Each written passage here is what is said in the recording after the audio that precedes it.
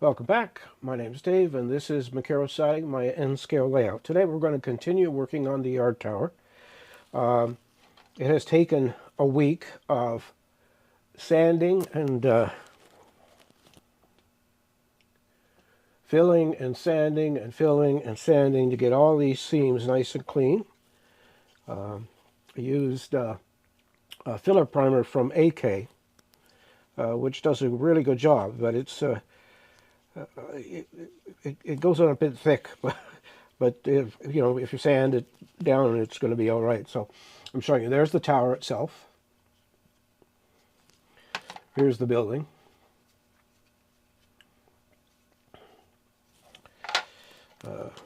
And this is the roof. Now this roof is made the same way I did all the other things. It's got a chipboard base. It's got a piece of styrene on top. It's got trim around the outside. And then the surface is a product from Liquitex called ceramic stucco. And so I put on a bit, and I took a big trowel and I just went over it, and once it was dry, I sanded it, and it gives it a really nice texture. But I think I'm going to have to weather the roof on the tower and on the main office building, because it's just too clean for being near a railroad yard. So what are we going to do today? Well, we are going to paint these parts, and that's all we're going to do is paint. Once it's painted with this, and now what I'm using is, where did I put that bottle? It's Buff XF57 by Tamiya, and if you remember, hold on, I'm just going to dig out that picture again. If you remember this picture, you can see that it is sort of a tanny, buffy kind of color. So we're going to go ahead and start here. Now, I always have a scrap piece of paper around to test and make sure that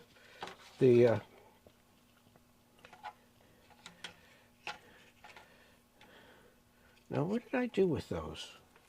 Oh, here they are, down here.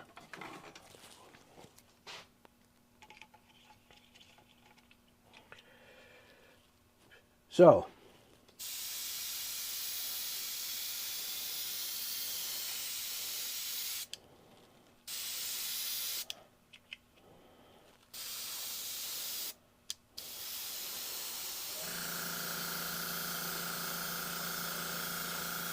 I'm just going to take my glasses off.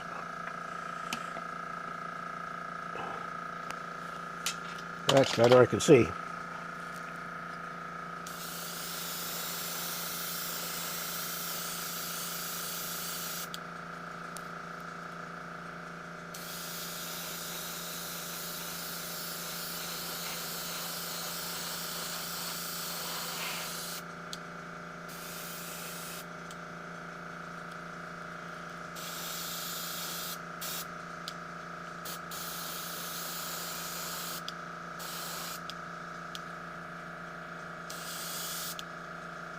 Now this Tamiya paint is mixed with isopropyl alcohol.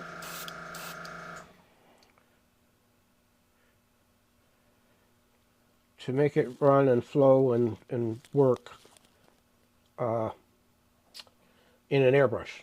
So I'm just going to put the tower aside. I'm going to get this.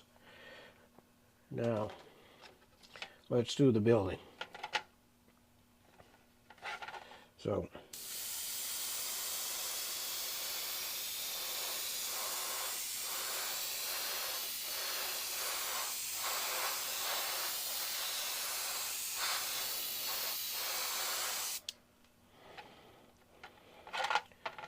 pop it up on its side.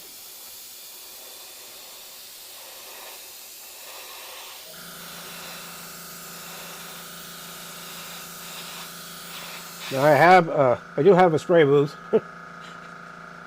but it's over in the far side of the basement here, and it's used mostly for rattle can because that stuff stinks, and I wear a mask when I do that. And I've got a fan that vents to the outside in the back of the house to get rid of the fumes.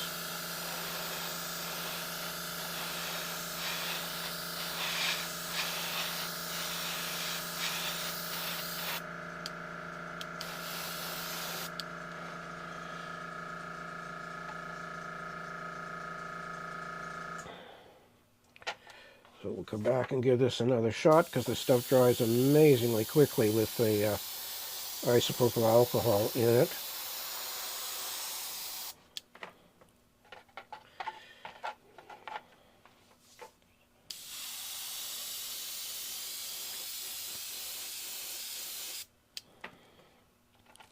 And flip it over.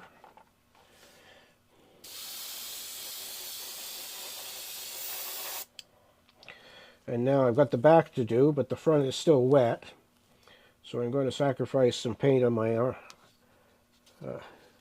hands here to get the back painted as well. So here we go.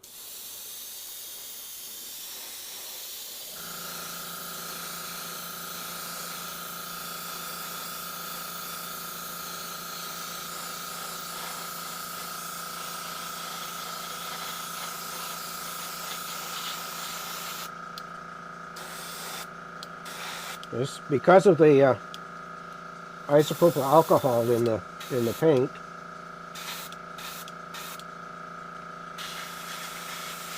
it dries almost instantaneously.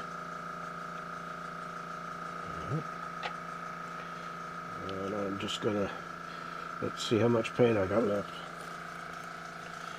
Oh, didn't want to do that.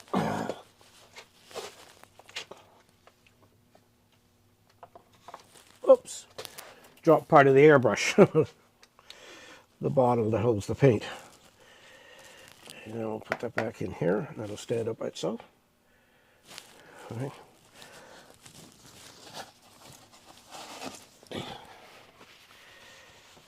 So,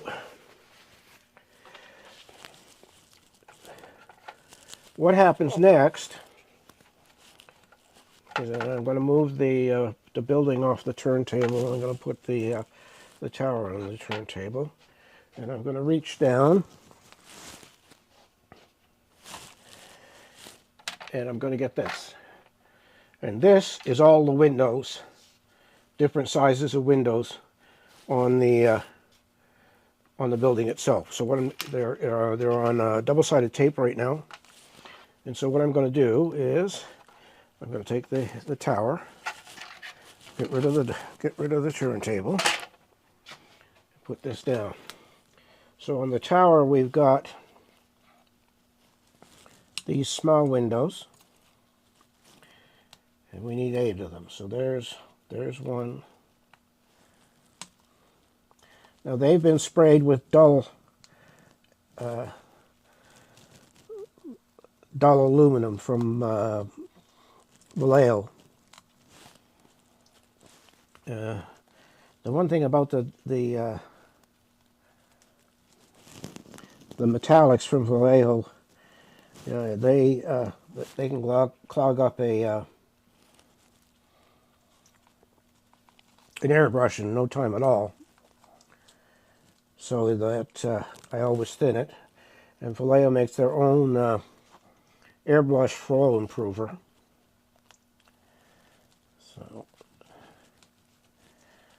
we got 5 now.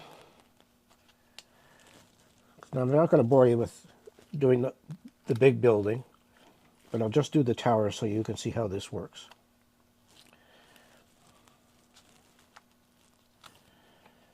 And this is very strong double-sided tape, so I have to slide a razor blade underneath. I think you can see. Can you see that? There's the razor blade there. Underneath, and then bend it and have the window come up. So now what do? Take this, and now there is a right side and a wrong side for this The wrong side is the side that was facing the print bed, because it has a texture to it, and I don't want that. So all I'm going to do is take the window and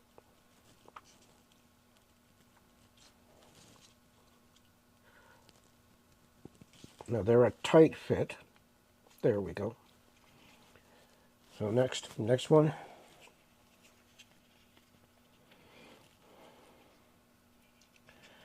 Now this is the joys of having both a 3D printer and a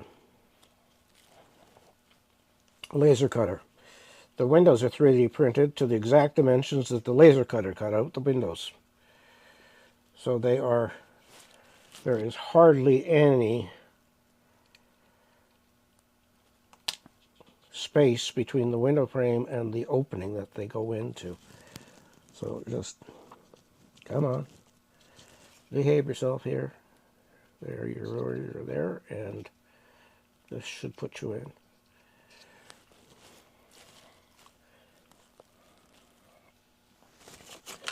It's going to persuade this one.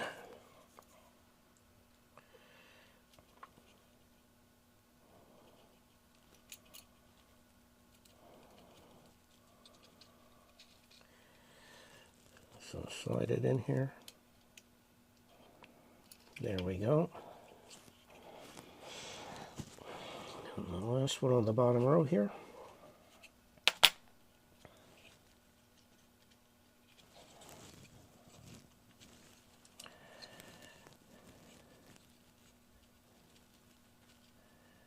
Come on. Big thumbs, small openings. There we go. So I think you can see the frames for the windows are now in place. And I'm going to stop doing the little one, and we're going to do the ones up in the top of the tower here. Now, I believe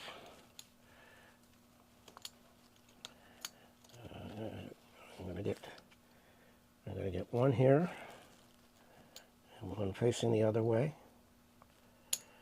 Come on.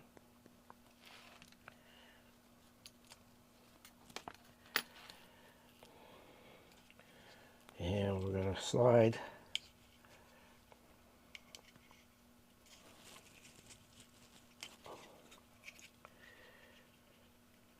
that in place.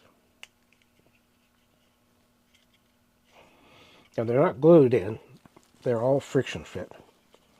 Let's do the other side.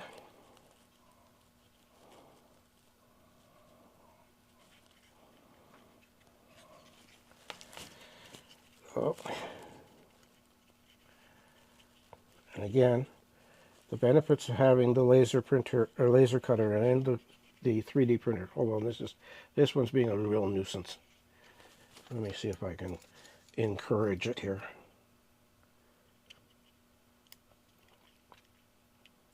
And there's a little bit of putty in the way.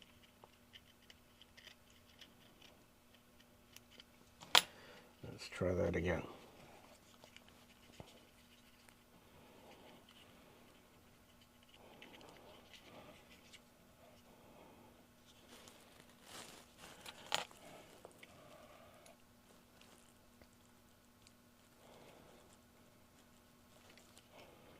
And it's in place. Now I think, I'm looking at all of this and I'm going, what are these for here? I think they're for the front window there. Are they? Well, they're the right width, but they're way too tall. So I may have to go and print another set, which I wasn't expecting to do. I must have made a mistake on my measuring. Oh, I know where these go. These go over here.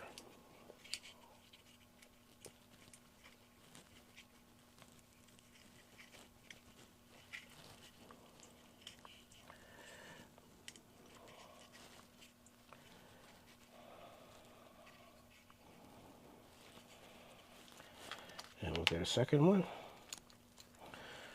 Now the next step will be to cut glazing and glaze all of these,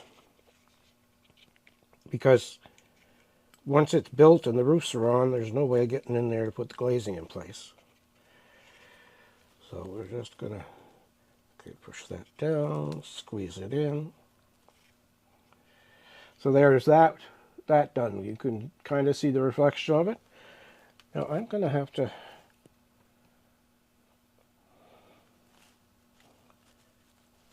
like these.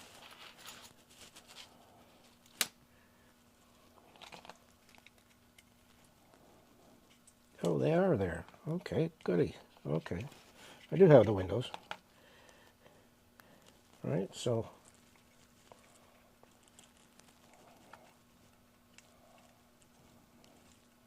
yeah.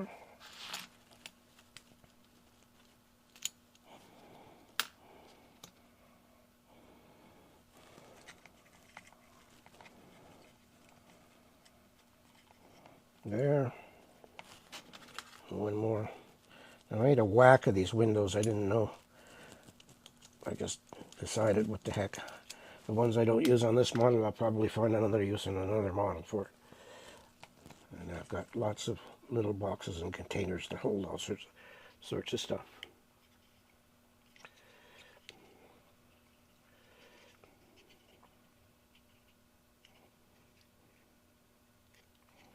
So now we have the front done. All right. So it would be just a rinse and repeat process to do all the windows here. And they are the big ones that are down here on this. So I'm going to call it quits for today. Trying to keep these videos a little shorter than they have been in the past. So where are we? So what's up for next week? Next week is glazing, lighting, and weathering. I have. I'll just show you some other stuff I've done here for the building. I'm just going to get the windows out of the way for a second. And we'll go back to 6 again. So we've got the tower. Now we've got all of this. So we've got air conditioning units and vents for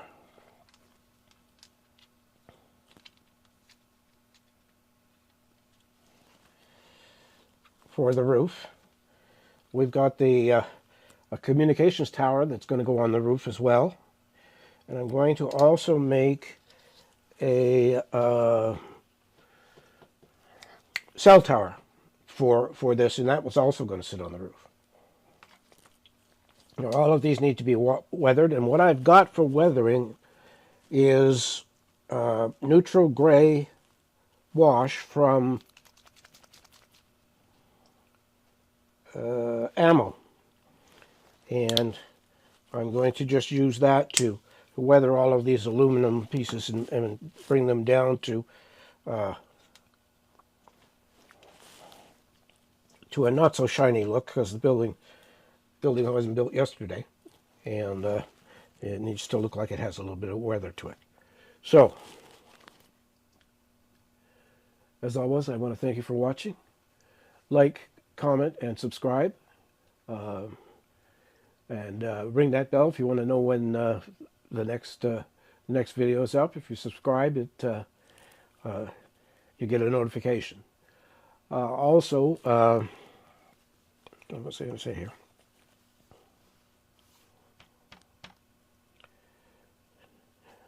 It's gone away again.